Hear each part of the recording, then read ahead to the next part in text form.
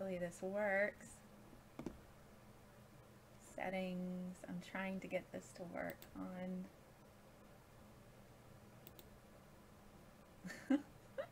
I'm trying to get this to work on Facebook as well. So hopefully this is going. Let me pull up Restream chat.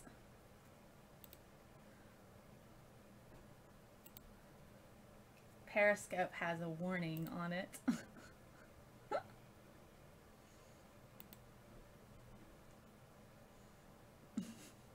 Hello everyone. Hello, hello. So this is the first time I have done this on Facebook, I believe. So everybody's online. I'm connecting to YouTube right now, so that might take a minute. So we'll see what happens with that. So, but I am on Facebook. I am on Periscope. So I'm trying to get this connected to YouTube, which might take a minute, but that's okay.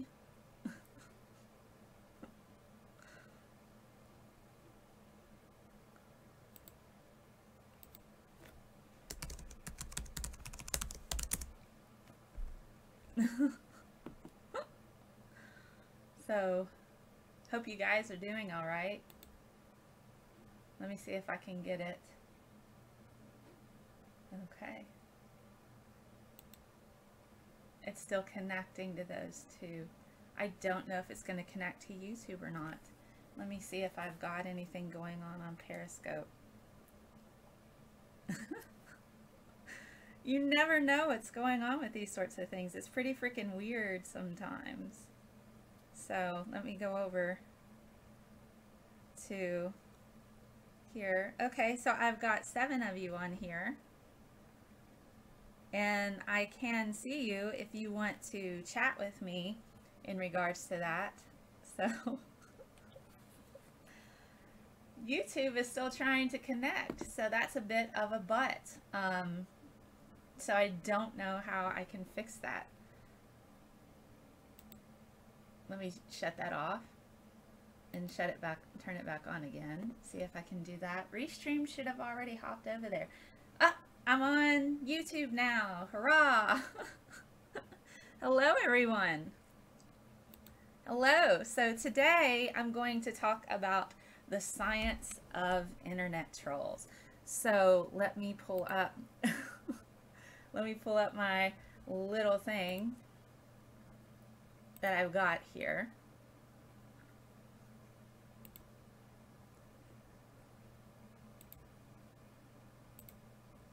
Let's see.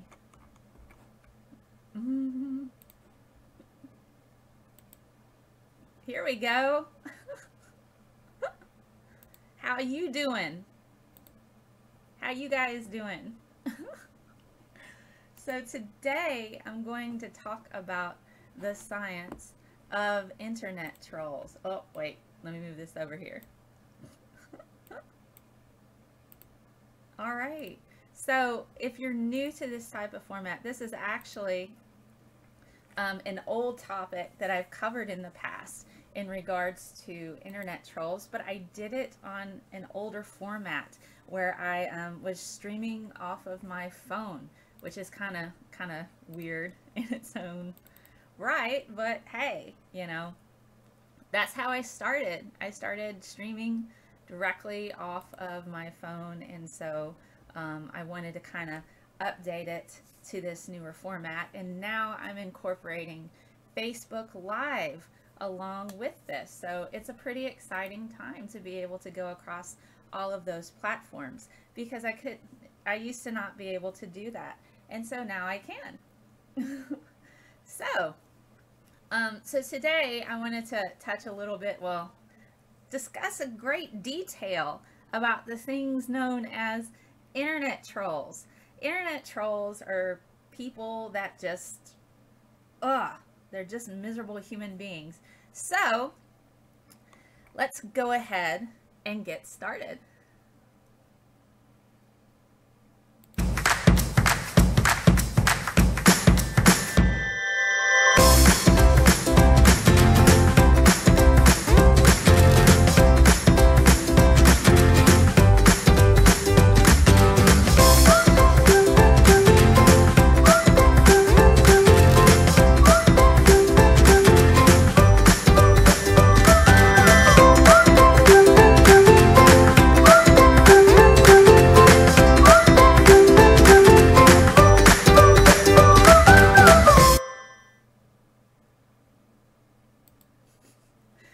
that's my cool little intro that I got made.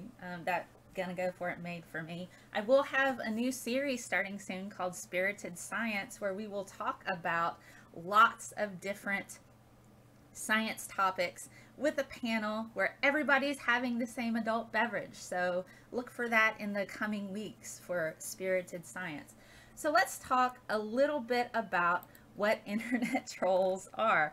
Many of you have experienced these things, these particular individuals that like to troll us and hurt us. And it's a bit loud. Okay, let me fix it. That's the thing.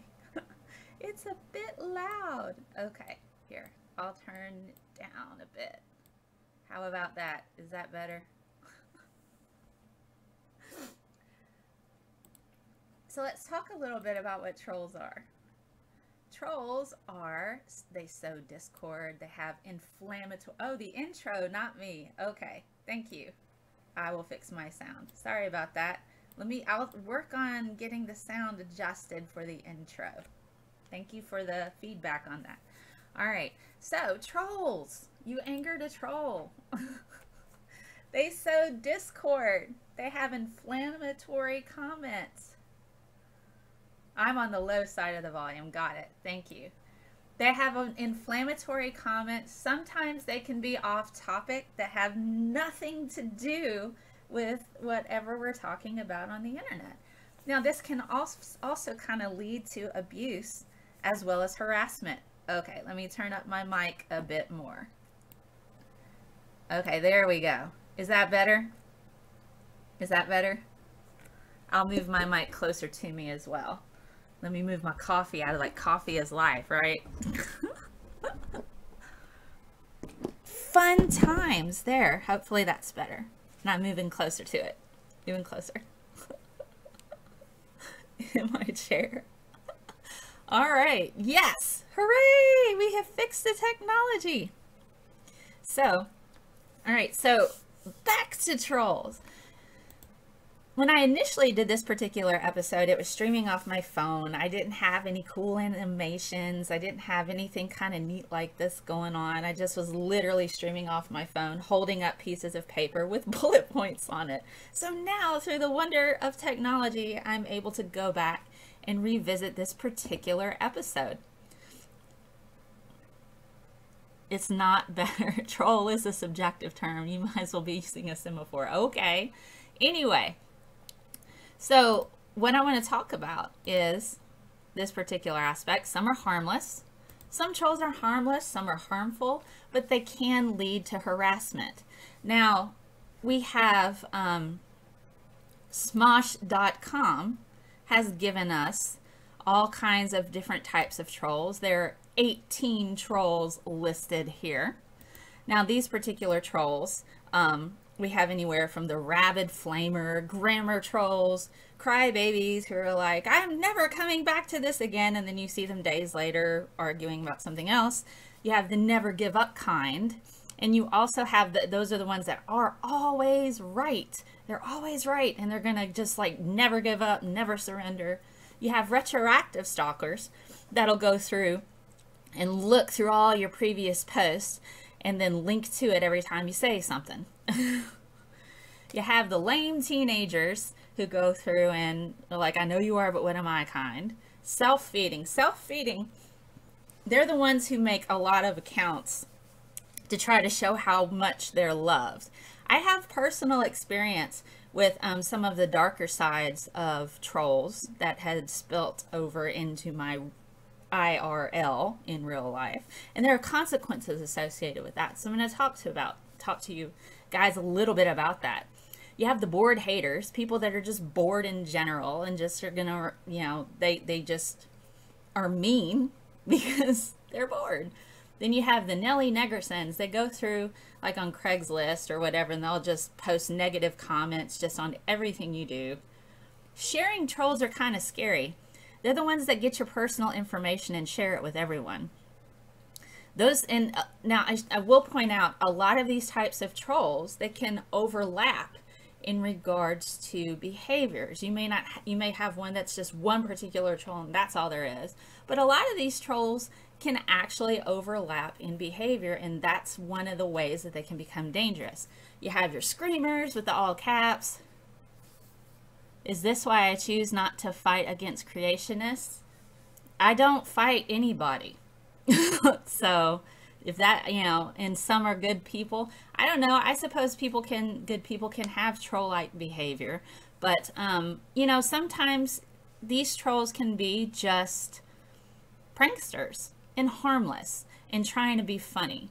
That kind of trolling, people are like, oh, you just trolling. So you can have playful like troll behavior, and that's not really what I'm looking at in regards to this. I'm going to touch on a bit of the darker side when it comes to trolls, and when it kind of can lead into abuse and harassment, because really, other than just trolly people that have nothing better to do, that are harmless, just ignore them. But the ones where it can get into a darker category, where you have the sharing trolls that share your personal information, you have the fraudulent ones that try to get your money, you have the kind that are liars, and you have the stalkers, and you have the retroactive stalkers, the profane screamers, those sorts of things. When you have overlapping characteristics, and self-feeding trolls that can hit on all those other darker ones, that's where it can actually get kind of dangerous. I don't argue with anybody. I just refuse to argue with people. If you're here to learn, you're here to learn. If you want to hear my particular perspective on something, I'm happy to give it. But if it becomes a circular argument and becomes abusive or unproductive, I don't stick around. Just so you know, some trolls are clowns that just pop up at random, and some trolls have intent and a good cause. I suppose I'm not talking about the playful ones. I'm not talking about the prankster ones. I'm not talking about even, you have ones that have with well-meaning good intentions. If it becomes harassment, that still can be abuse, and that's one of those things where that kind of walks a fine line. That's a little bit of a fine line. So you have to be careful if you're walking that line there to make certain you're not causing damage. So what I'm going to talk about is essentially the trolls that are problematic.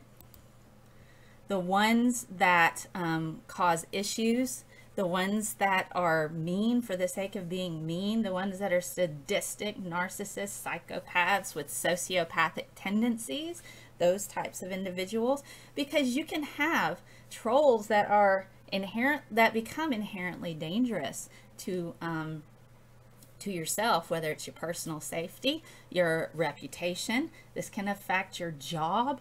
So lots of different things that you can kind of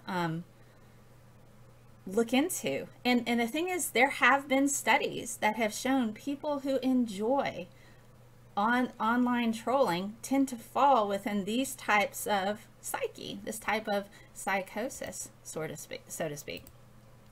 So sometimes there are reasons to abuse people. No, I don't ever think there's a reason to abuse a person. I have no interest in ever abusing a person. So if you're abusive to people, then I can't stand behind you on that, because I don't see the reason in abusing anybody. That's not helpful. So I would have to respectfully disagree with you there.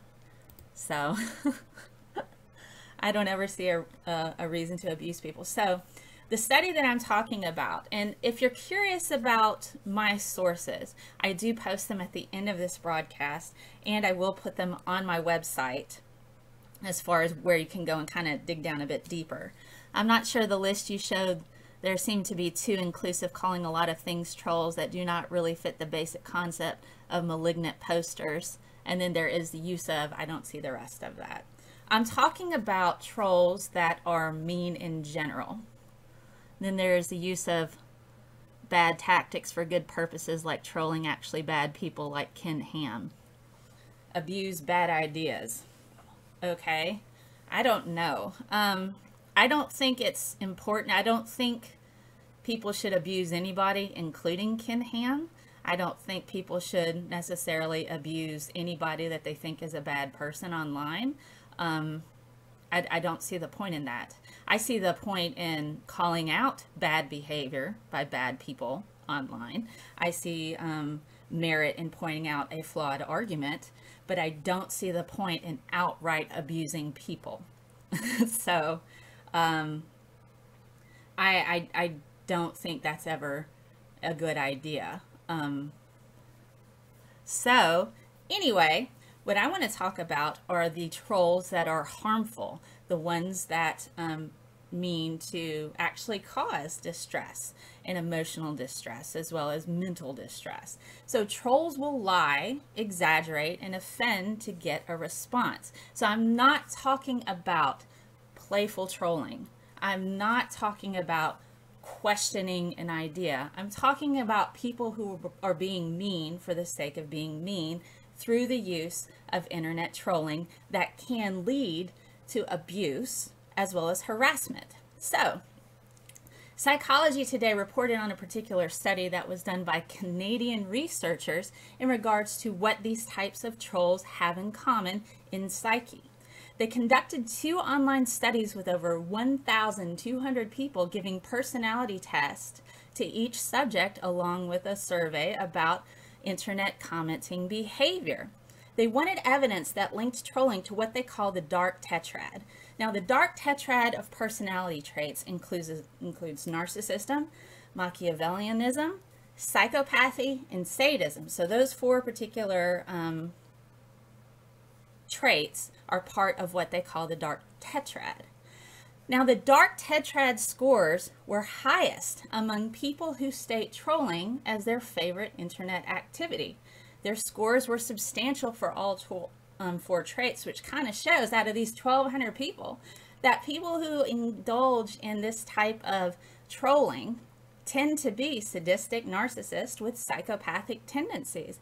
And so when we're looking at the harmful aspects of not the playful, harmless trolling, when you're looking at that particular aspect of things, we're looking at people that have narcissistic personality disorder. We're looking at sadists. We're looking at psychopaths.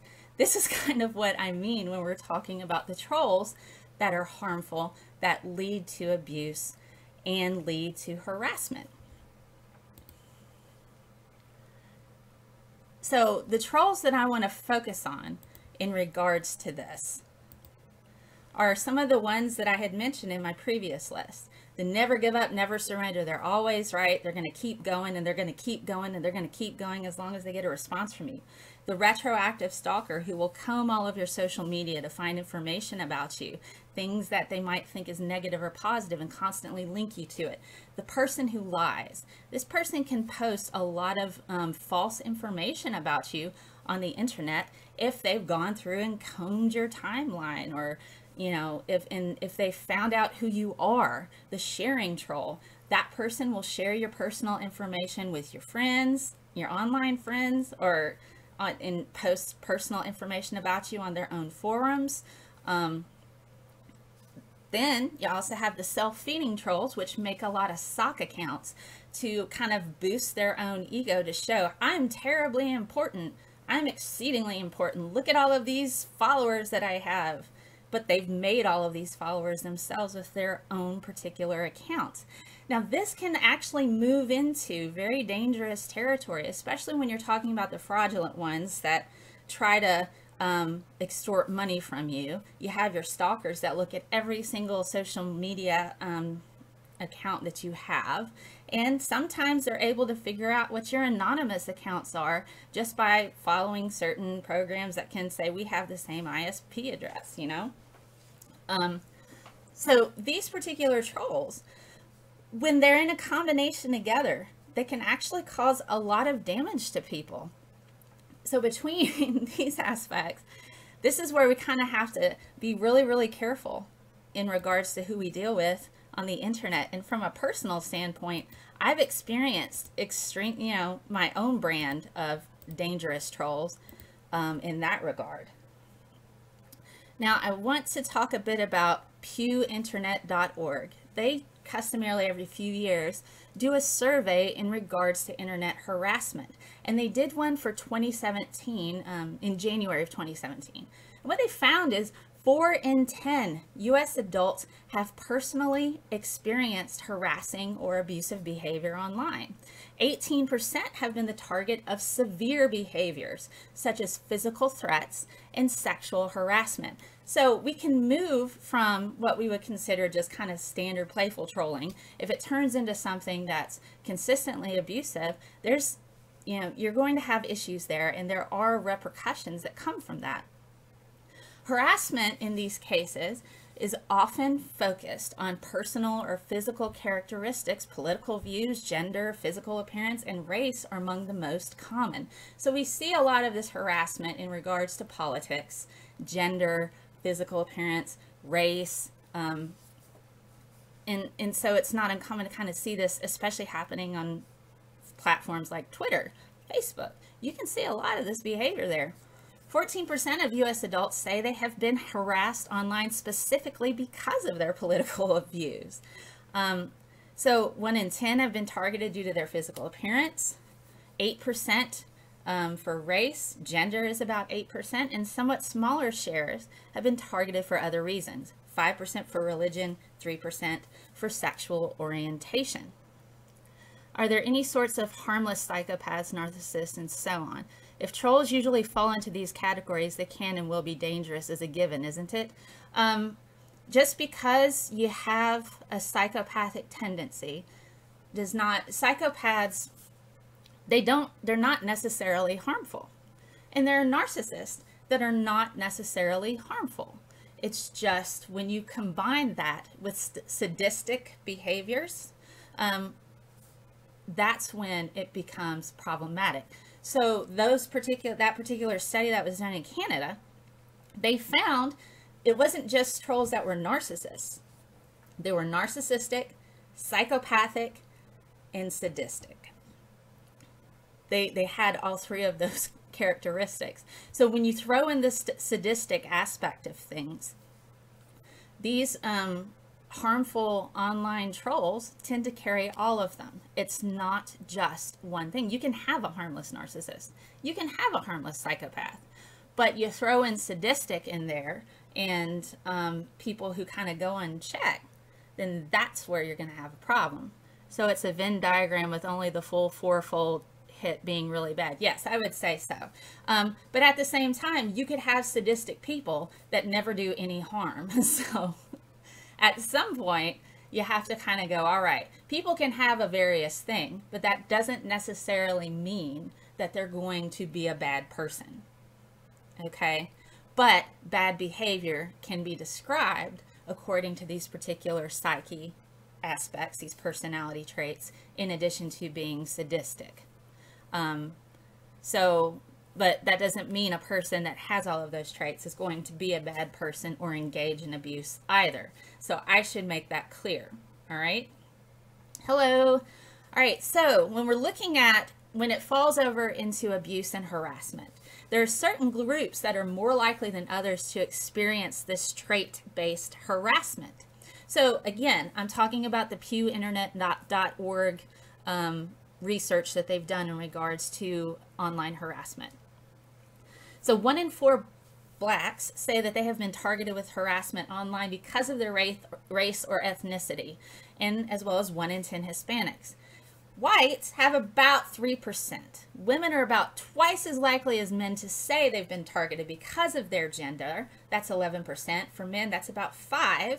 But men are twice as likely as women to say they've experienced harassment as a result of political views. So that's about 19% for men and 10% for women. Now what's interesting is there's equal shares of Republicans and Democrats that have reported harassment based on their political leanings. So it's going around both. So it's pretty interesting, huh? Now, and if you're interested in this study, I can give you the link for that here at the end of my little talk. All right, so in regards to online harassment, the other thing that this particular study did with Pew Internet was that they looked at the awareness of it. 62% of Americans consider it to be a major problem. Now, online companies are seen as key actors in addressing online harassment. So when you're looking at Twitter, when you're looking at Facebook, when you're looking at YouTube, when you're looking at all of these different platforms, these online companies are seen as key in trying to address this online harassment. Hello, everyone. So this makes it really, really interesting. A lot of the majority of Americans are saying, you know what, these companies need to step up and address this harassment, especially when you look at what's happened in the past with Gamergate, and you look at what happened with other individuals, women who get harassed on the internet regularly. And I'll talk a bit about those numbers as well. Ironically, being extremely partisan in your political views is a bipartisan phenomenon. All right, now here's the thing that's interesting. Americans are split down the middle in issues of free speech and political correctness. So they're kind of torn. They're like, well, 45% of Americans say it's more important to let people speak their minds freely, but 53% feel that it's more important for people to feel welcome and safe online. So we're kind of split down the middle to, is it free speech, or do we want a place to be able to speak our mind without abuse, or are we going to allow abuse? Americans are split down the middle. They don't know. Are you censoring people to say, don't harass anybody online? Or we saying harassing people online is wrong, we need to do something about it. So it's a true divide on how to handle this. Is it a free speech issue, or should we step up on online harassment?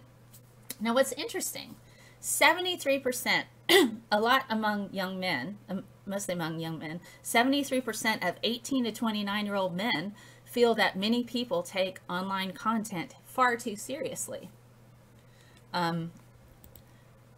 Which I find pretty interesting, especially when you get into the more severe aspects of trolling and the more severe aspects of harassment, to where it spills over into your daily life, which has happened to me.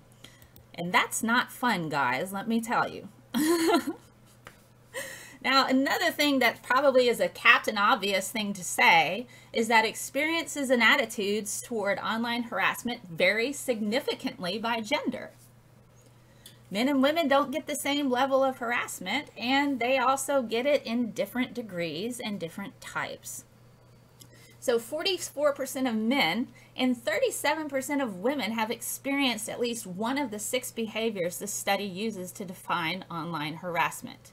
Now, for men, 30% are modestly more likely than women, which is about 23%, to have been called offensive names online or to have received physical threats. That's about 12% men versus 8% women.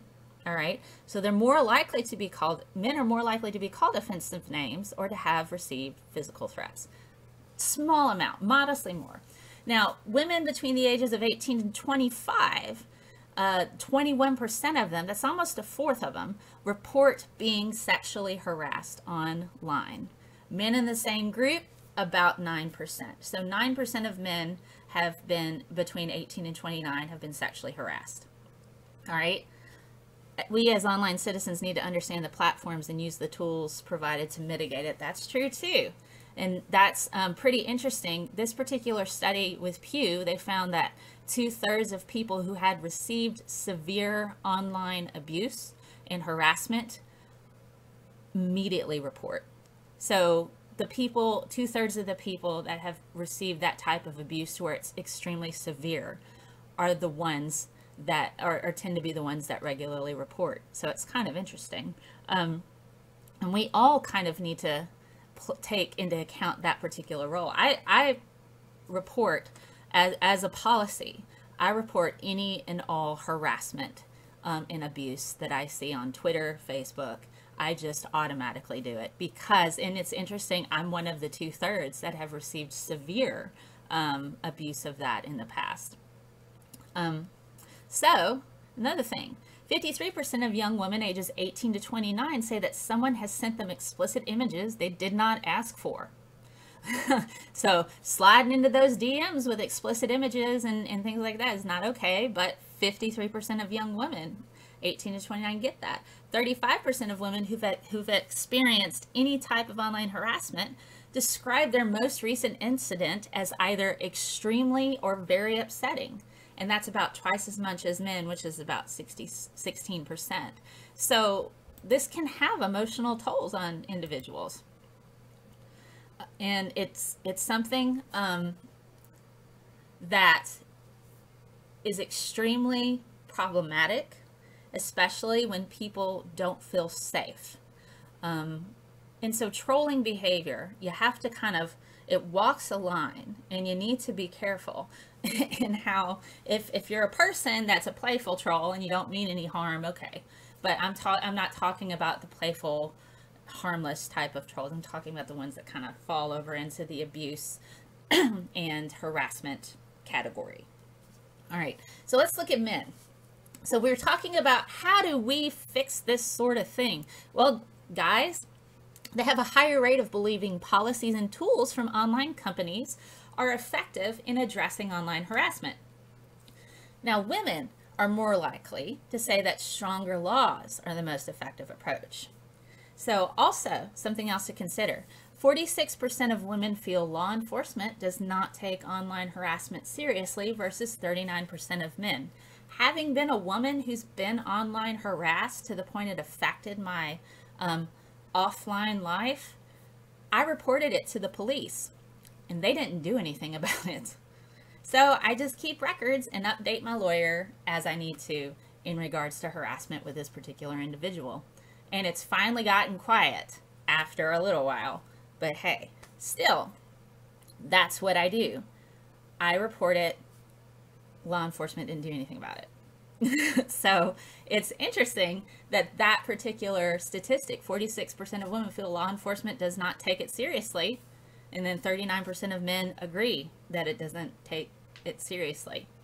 Now, another key thing that we got to keep in mind is that anonymity is seen as a facilitating factor in encouraging the spread of this behavior online.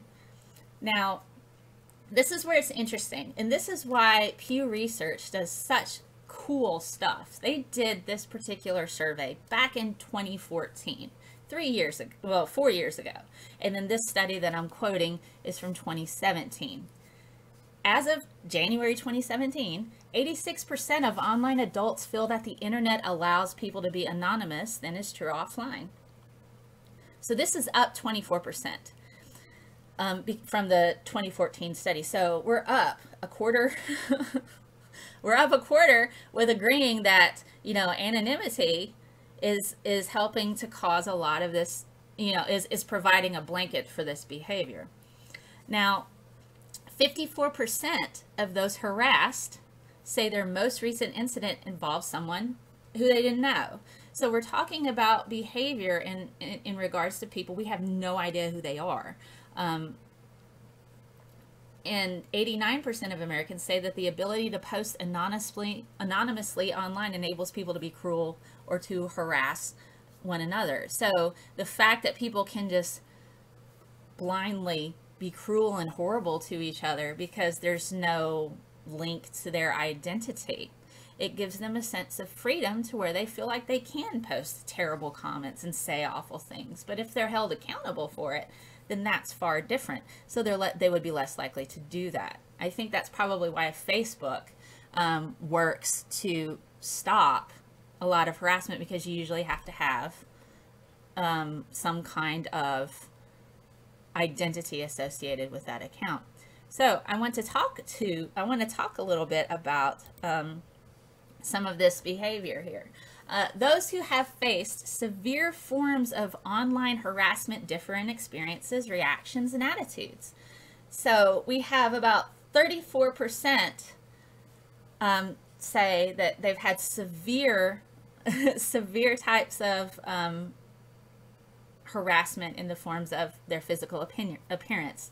32% gender, 23% race or ethnicity, 33% political views does not include severe behavior. So political views are not getting severe behaviors of harassment more as much as like physical appearance, gender, race, ethnicity, that sort of thing. Now, here's where we're kind of getting to it. The percent of people who say their online harassment caused them mental or emotional stress, 45%. So 45% who have received severe behavior were damaged by it. Problems with their friends and family, 24%. Damage to their reputation, 25%. And then there's percentage of people who say they have ever, after witnessed online harassment, set up, adjusted their privacy settings. So people who are watching harassment are affected by it as well. But not having anonymity affects the ex-Muslims. Many need it for their protection. That's true.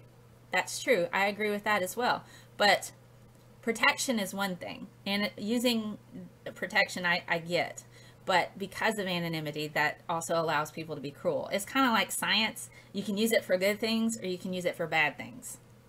You know, anonymity in itself is not a bad thing, but people can use it for good and bad things. Okay. So people who have witnessed online harassment, 56% have adjusted their privacy settings. So a majority of people who have witnessed online harassment, not even being subjected to it, this is just seeing it, have adjusted their privacy settings, responded directly to the harasser, 44%, flagged offensive content, 42%, 42% for both offering support to the person being harassed and changed any info in their online profile. So people have actually changed information in their online profiles in response to just seeing harassment. And then 30% have stopped using a platform altogether. And so these are people that are just bystanders, not actually being harassed or trolled in an abusive sense. In that regard, these individuals have responded in that way. So it not only affects the people being harassed, but it also affects the other people who are watching it. If the provider of a service know the user, I think it can make things better. But I debate sometimes on a service there we use full name and nothing has been more hostile. Yes, that's true. That's the downside to that, because, you know, as I've mentioned before, you know, I've been harassed online. And it's also spilled over into my actual life to the point of, on my LinkedIn, I can't put down what company I work for.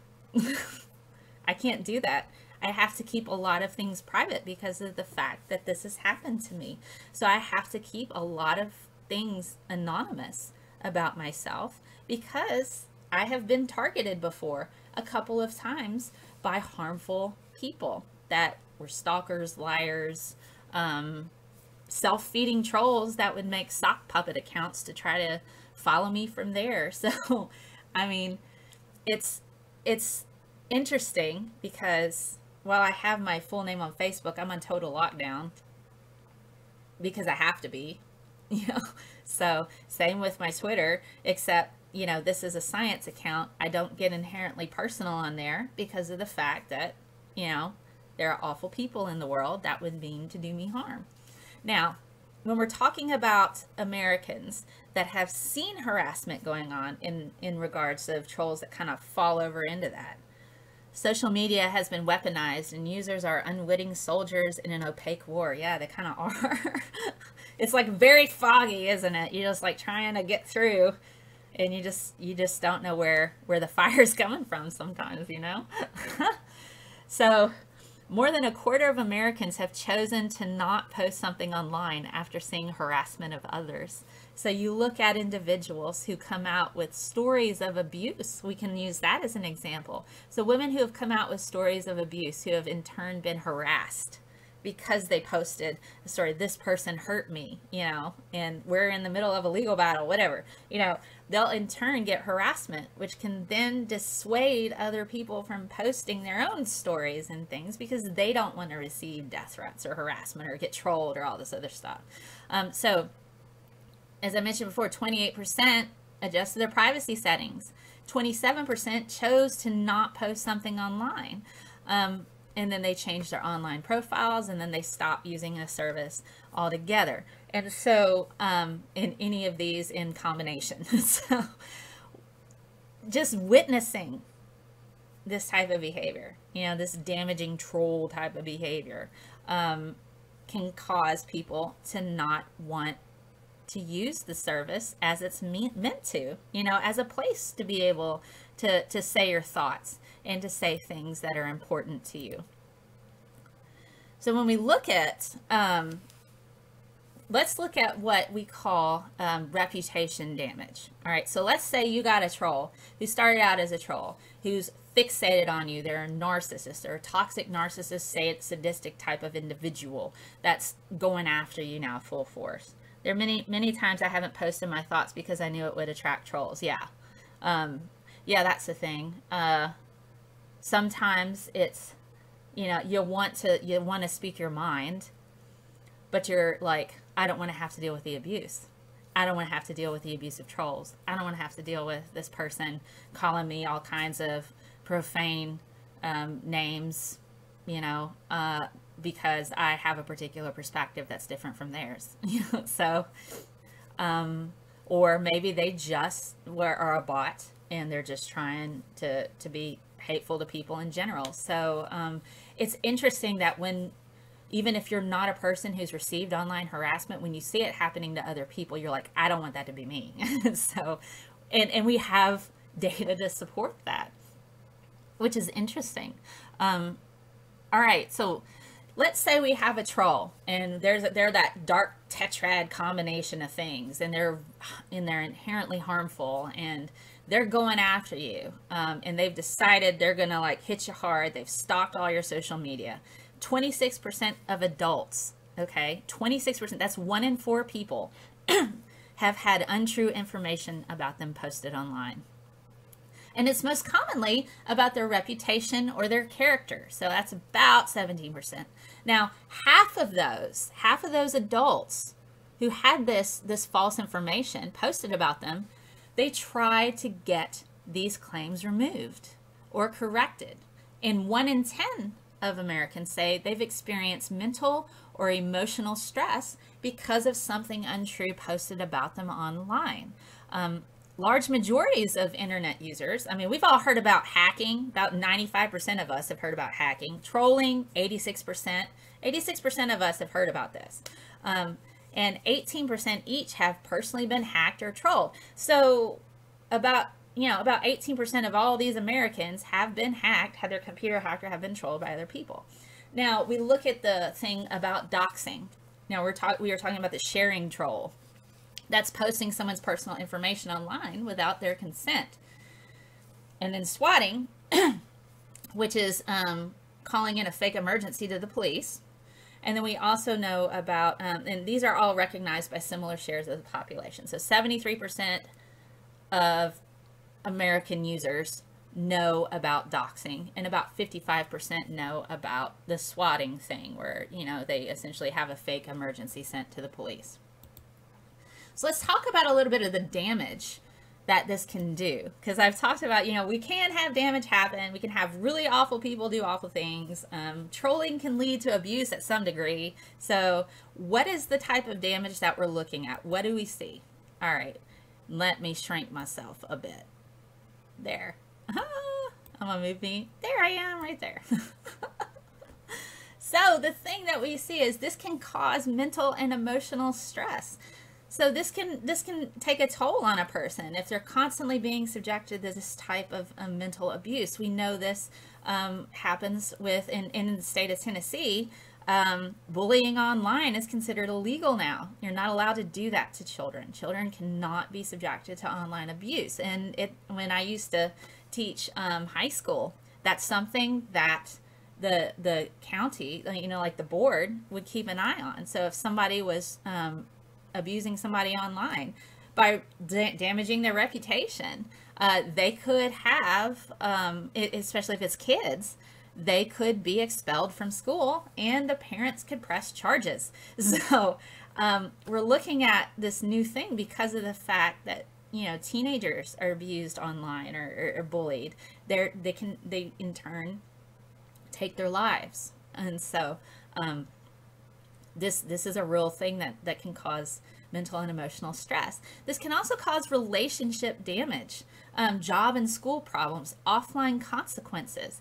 And so if you're working at a job and you have a stalker troll type that's calling your job, if they know where you work and they're calling your job, making complaints and stuff like this, that can cause problems for you at work. That can also do damage to your relationships with your family members and things like that.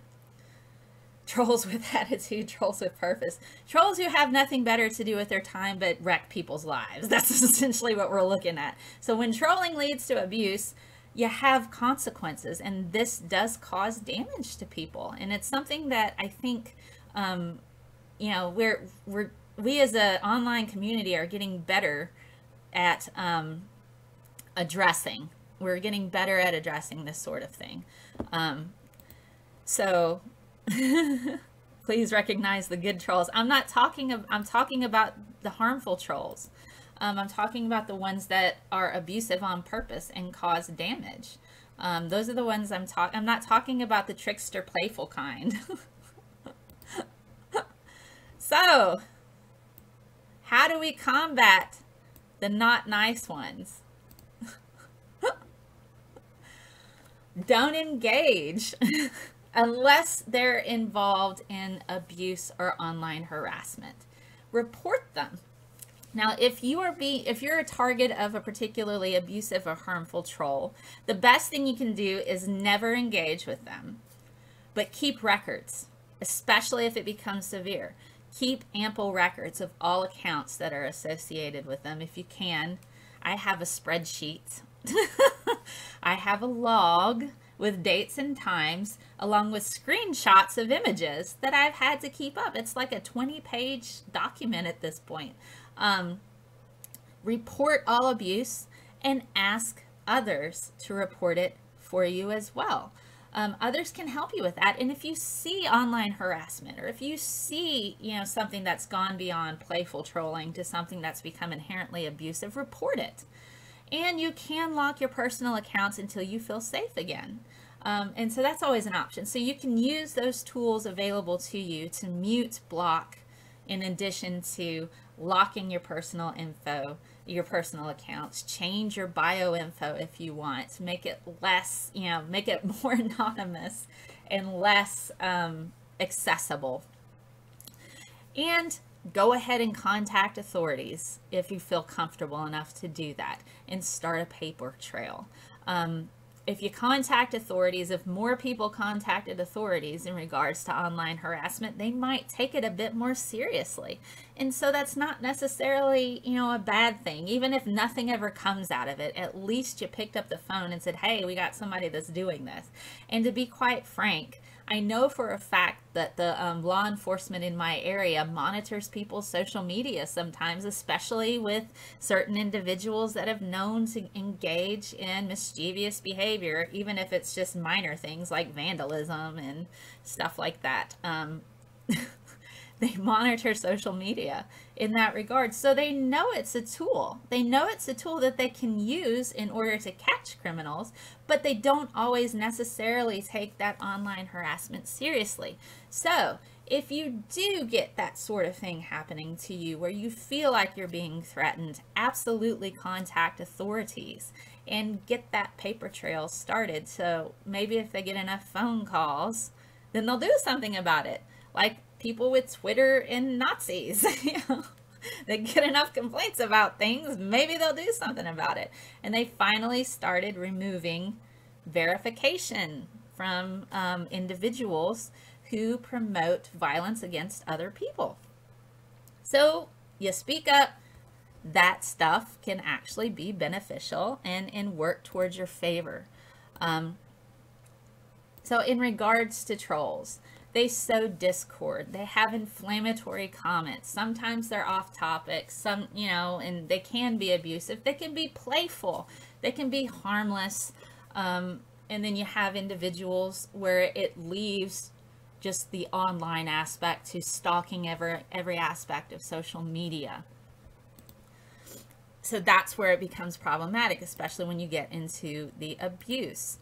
So trolls can lead to harassment. Harassment can lead to damage, and the damage can be substantial, especially if it affects your personal relationships, your emotional health, as well as your job. Because there is evidence to show that this does happen to people, and it can be awful, especially if they're doxing you or they're hurting your reputation as a person. You know, if they're posting stuff that's not true. If people, we already know that propaganda is a thing and that people are very quick to believe things that aren't true. I mean, we have a whole investigation with Russia tampering with the election in regards to pushing propaganda and fake news. I hate to use that term now, but they would push things that are completely untrue and people fell for it. So understandably so. You don't want awful reputation damaging type of stuff posted online about you from a terrible troll.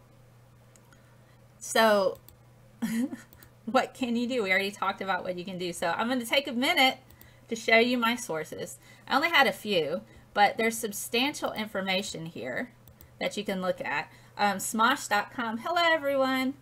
So Smosh.com is where they had the 18 types of internet trolls. Psychology Today has an interesting thing on, and they talk a bit about the research that was done in Canada with the dark triad, and then the pewinternet.org. I can make these all available to you on my website, where you can go, scientistmel.com. I update all of my slides there. All of my slides are available there. For the show, and also my audio podcast. You can check it out there. So I'm going to take a moment to thank my patrons on patreon.com. Tony, Lauren, Jen, Carl, Melanie, Patrick, Daniel, Paula. Oh, I have Daniel twice. Carrie, Keith, Zachary, Tony, Graham, Tristan, Jennifer, and Corey. My Patreon, my patrons, they help me keep the lights on. Because of their contributions, I was able to get my own website. I was able to start streaming on 3 different platforms, not just 2 anymore. So I've been able to do that. I've been able to do community outreach work in addition to contribute to research for various things, including cancer. So if you can spare $1 a month, they get early access to all of my audio podcasts in addition to content that's exclusive just for them. So let me pull up where else you can find me. Yay, research. Here's where else you can find me. Periscope, YouTube, Facebook, scientistmel.com, patreon.com. You can find me on Twitter. I interact there. I can take your questions. I can discuss all of the different things with you. And that has been the science of internet trolls.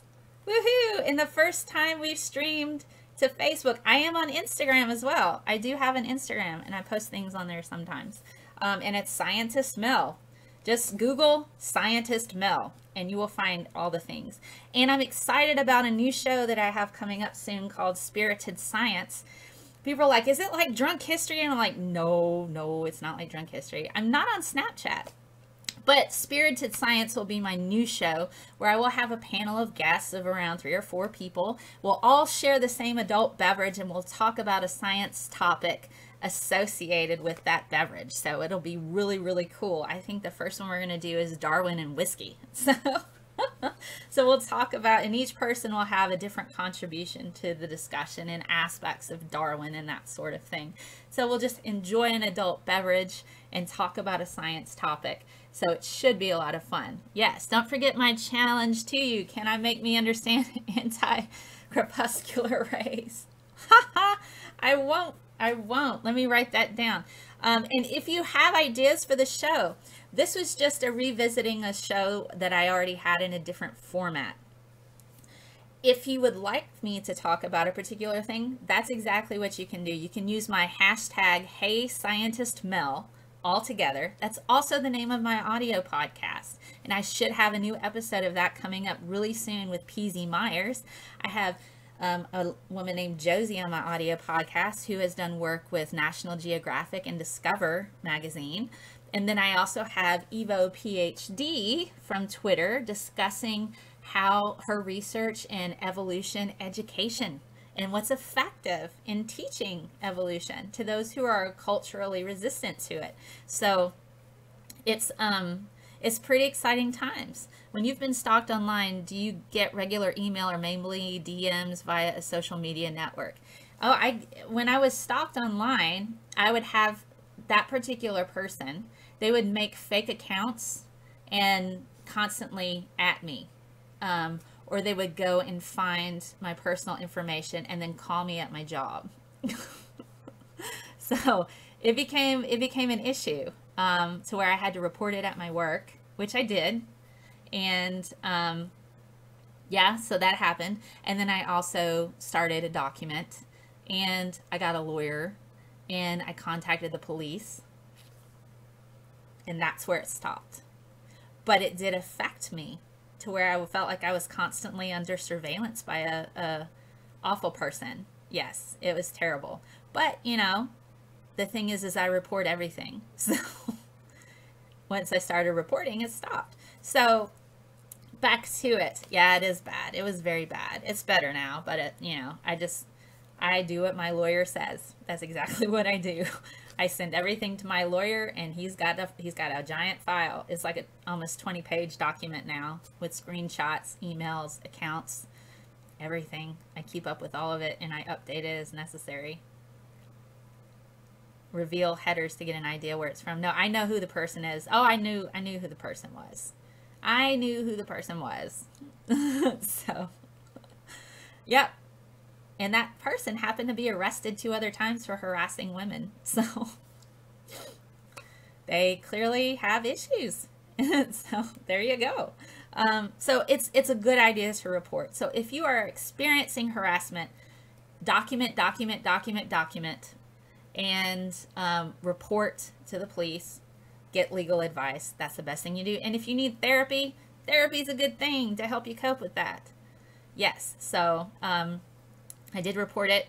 And as a person who's experienced that, which is interesting with the Pew Research, as I mentioned before, 2/3 of people who have experienced severe abuse online and harassment online are directly report any other harassment and abuse that they see. So if we had everybody doing that, report abuse, report harassment as you see it, just do it.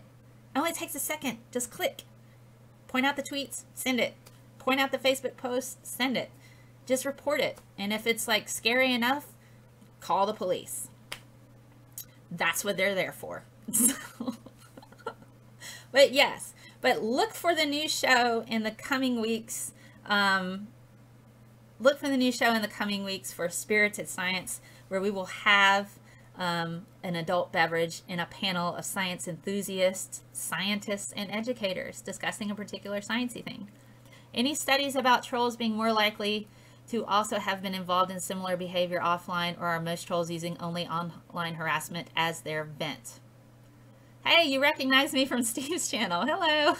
I don't know if there's any studies, but that's pretty interesting. But the studies that I did see that they showed on trolls were narcissistic, psychopaths, and sadists. If you're familiar with toxic narcissist behavior, there's a lot of information associated with how narcissists behave. They can fall into psychopathy.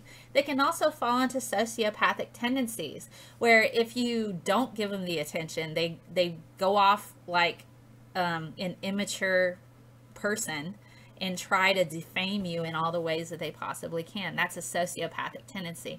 And in my case, I was dealing with a narcissistic sociopath that was doing that. Hello. Mel will drink cranberry juice and some type of alcohol. No, it will be a themed beverage, Beej. It'll be like whiskey that night, and everybody will drink whiskey and talk about Darwin. Or maybe we'll talk about, have a margarita and discuss, an important scientist from Latin America, something like that. Thank you, Nim. So look for Spirited Science. Gonna Go For It is currently working on my intro for that. It's gonna be a jazzy, tongue-in-cheek kind of feel. This show that I have is more like generic PG, sometimes PG-13. Spirited Science gets a bit more cheeky because we'll be drinking alcohol and discussing various sciencey things that make us woohoo. She needs to know of trolls with mission statements. I have outed predatory people on social media before and managed to do enough of that to where certain ones that are particularly harmful get shut down. So that's always good. Cheeky monkey. Trolling for good causes. Don't be abusive. Don't be abusive. Don't be abusive. If you're, calling people out for stuff they say, then by all means. Will it be on this channel? I will more than likely just keep it on this channel. And what I intend to do is have different playlists. I'm going to start building playlists. One for Scientist Mel Shorts, because I do have 3-minute and 8-minute series. One just for the science of. And then I'll keep it on this channel because I don't see the point in making multiple channels. But they'll have different intros.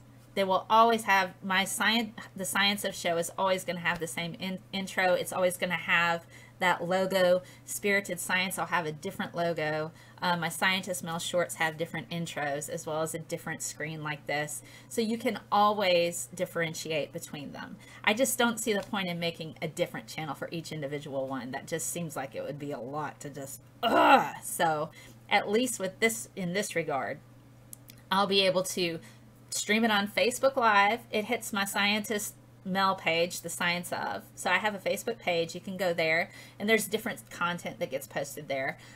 My Twitter account, I pretty much run, and some other friends help me run that too sometimes. And then I have my scientistmel.com where I post my articles. Is this a safe space to troll? Man, I don't engage with trolls. Scientist Melvin. My name is Melody, like a song. Darth Maul talking about fractions, fracking, and fission. Maybe we'll have a cosplay night and have like Star Trek drinks and then talk about the science of Star Trek. Wouldn't that be fun? Everybody have some kind of blue, strange, color-looking type of beverage and talk about Star Trek science. Wouldn't that be a fun time? Or we could do Star Wars. But that's kind of the theme. That's kind of thing. Melody Pond. Yes, I am River Song, guys. I'm just, lacking the doctorate in archaeology. I would probably, if I got a PhD, it would probably be in science. I did well with CRISPR, right? I did. And I have, here's Darth Vader. Yes! But I intend to have a different backdrop for Spirited Science. So I'll have a different backdrop. So you'll be able to tell the difference pretty well. Unless you guys just like this backdrop all the time. Green, Mel, if it's Star Trek, it needs to be green. And you'll hate it.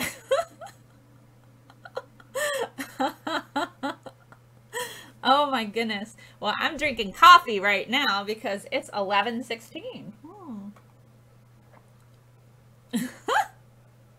But this has been a lot of fun. It is funny in a busy background. It is. I'm not certain what my background would be for Spirited Science, but I do like all of my stuff back here. I have Wonder Woman somewhere back here. I think she's like, there she is. That's my Tonner doll. Kingdom of Heaven isn't bad. It's not. And then I have over here behind me, that way, are like old lobby cards from old films that I got at an auction. Then I have my Maleficent Crow back over there. My Maleficent Crow. I have Captain Phasma. Yeah. Even a... Yes! I love that poster. And anybody recognize, like, at the top of the Einstein poster, the Moobies hat? M-O-O-B-Y-S. Little homage to Kevin Smith. And, of course, one of my favorite things ever. These are Kevin Smith Vans. And he signed them for me and sent them to me. Melody, I feel we're Twitter married. Kevin Smith. My heart. I love that man. He's fantastic. But there you go. I have an eclectic group of various things that are busy. So, let me get to writing spirited science for you guys. And guess what? Wednesday, I get to go meet Neil deGrasse Tyson. Wednesday, I'm going to a Neil deGrasse Tyson talk, and I'll get to meet him. So, fingers crossed. That would be really cool to engage with him and stuff. So, it'll be awesome. No, but not in stained glass. I do like Kevin Smith. He's a genuine person. Am I doing Star Talk? I don't know about Star Talk. I'm actually going to a talk of his, and then I'm meeting him afterwards. I'll get my picture made. I am a mall rat. I used to work in the mall, so I'm a mall rat. Well, I hope you guys have enjoyed this. Oh no, he's not. It's not a TV show. He goes on tour and does talks from time to time. Okay, so Star Talk is his show. Yeah, no, I'm not seeing that. Seeing something else. Maybe I could draw Neil deGrasse Tyson when I meet him. It's gonna be an exciting time. I've got like front row seats, and I'll be sitting there. I'll be like, "Yay, time for the science." I know so little about astrophysics, and so I get my fix from Professor Brian Cox and Neil deGrasse Tyson for my astrophysics. I should watch it. I will add it to my list of things to watch. My hair is so poofy today. Periscope it. Oh, I don't think I'll be allowed to periscope that. That'll get me kicked out. I don't even think I'm allowed to use my phone to take a picture when I meet him. I love Brian Cox. He's great. I thoroughly enjoyed his book, E=mc², and why we should care. I'll be fine. I don't intend to fangirl, so that'll be nice. I'll kind of chill. I'll kind of chill. Well, this has been fun talking to you guys, and I'm glad you were able to pop on here and chat with me. And hopefully, I'll be able to have Spirited Science soon. If you're interested, if I've talked to you often and you're interested in being on my panel for Spirited Science, shoot me a message and I can work you in and see if we can have a good sciencey chat about stuff. And it'll be awesome. I'm glad you hopped on here. Thanks for hopping aboard. I will post a poll on what topic you want to discuss next, since Valentine's Day is coming up. Maybe I should talk about love and heartbreak. Yeah, I don't know. That may not be fun. Anyway. Well, you guys have an awesome, awesome day, and I'm so glad you were here. And I'll sign off for now. See you guys next time.